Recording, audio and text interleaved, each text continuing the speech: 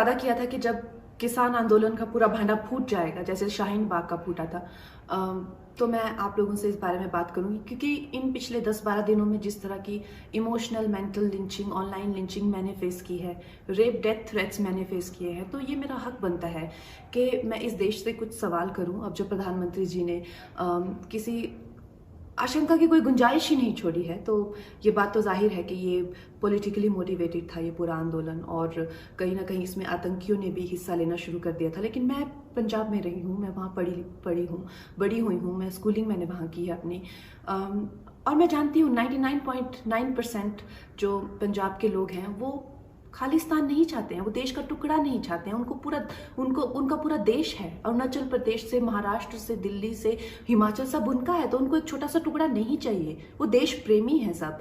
लेकिन मैं उनसे पूछना चाहती हूँ, देशवासियों से, मुझे आतंकियों से शिकायत नहीं है, मुझे जो इस देश को तोड़ना चाहते हैं, मैं उनकी भावनाएं मैं समझती हूँ, लेकिन जो मासूम लोग हैं वो कैसे इन लोगों को अपने आप को उंगलियों पे नचाने देते हैं हर आए दिन। अब जैसे शाहीन बाग में दादी जी वो पढ़ नहीं सकती, कुछ नहीं, लेकिन फिर भी अपनी नागरिकता बचाने के लिए आंदोलन कर रही हैं।